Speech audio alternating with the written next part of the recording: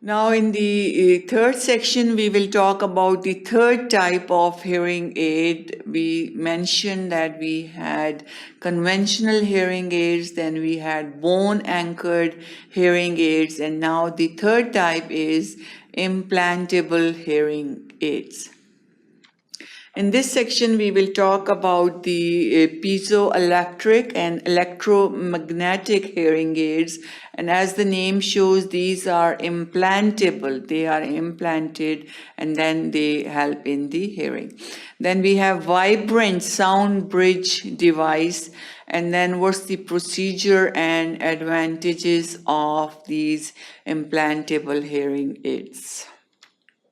So implantable hearing aids use mechanical vibrations delivered directly to the ossicular chain while leaving the ear canal completely open.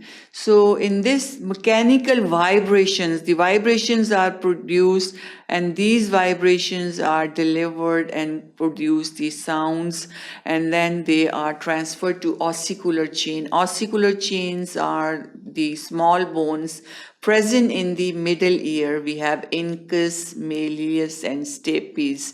And vibration of these ossicular bones or ossicles leads to the transmission to the inner ear, cochlea, and semicircular canals, and this how the sound processing occurs. So in this, ear canal is totally absent. It's implanted, mechanical vibrations are produced. So a lot of individuals who need something that's cosmetically is better, so they prefer these types of implantable hearing aids, so nothing is visible outside. The piezoelectric devices, these pass an electric current into piezoceramic crystals, and these piezoceramic crystals, they have the ability to create vibrations that are transferred. So changes its volume and produces a vibratory signal.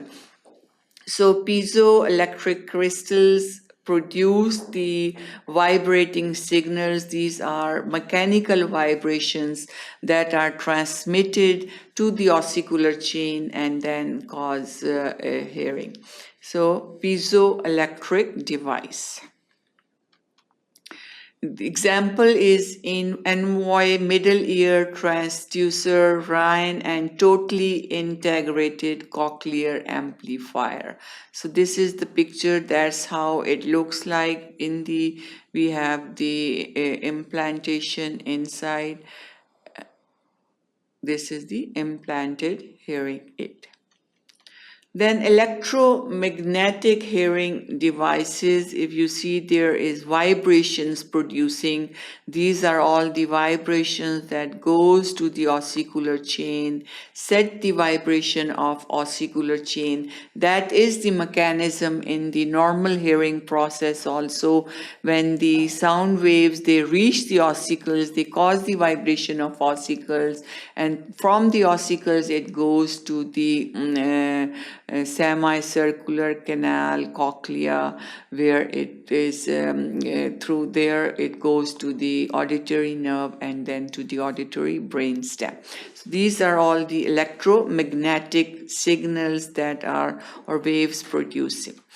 We pass an electric current into the coil, creates a magnetic flux, and then drives an adjacent magnet attached to ossicles of the middle ear and then convey vibrations to the cochlea. So in this also electromagnetic waves are created that cause the vibrations of the ossicles, and then they are conveyed to the cochlea, and that's how the hearing can occur.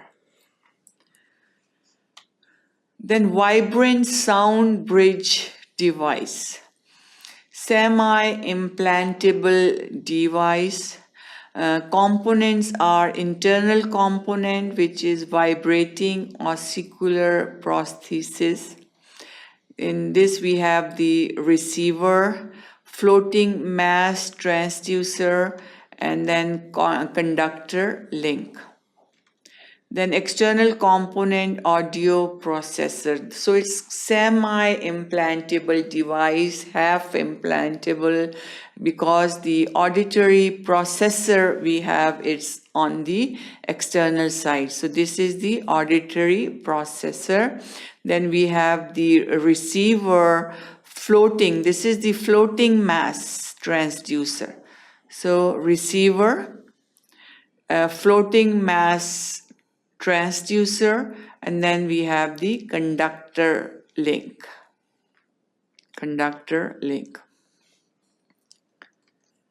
And then in the outer side, external, we have the microphone. This microphone, that's the external component, it's the auditory processor or audio processor. So vibrant sound bridge device is semi-implantable device because it has internal component and it has external component. The microphone is on the external side, and then the internal we have receiver, then we have the floating mass transducer and conductor link. There is a link present from where the name bridge comes. So there is a connector link that transfer the vibrations or the sound that is received from the microphone to the inner ear. So that's why it's called the vibrant sound bridge device. There is a link between the internal and the middle ear. Then the candidacy profile. Who are the individuals in which implantable devices are recommended? So we have the adults age 18 years and older, moderate to severe type of sensory neural hearing loss, then we can use this type, and its desire for an alternative hearing system.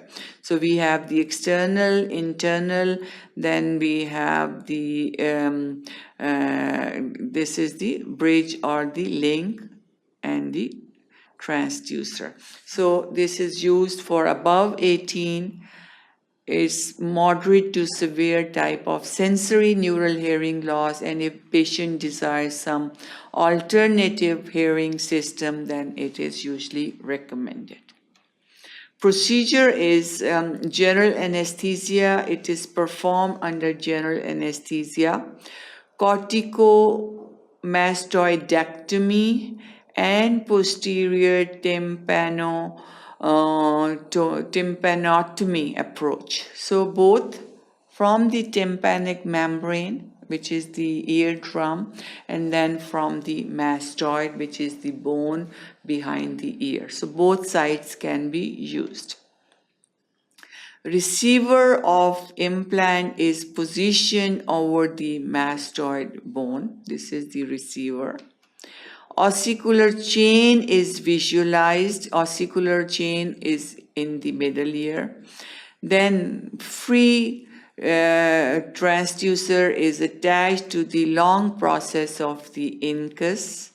And then patient is fitted with the external audio processor attached magnetically to back of the ear.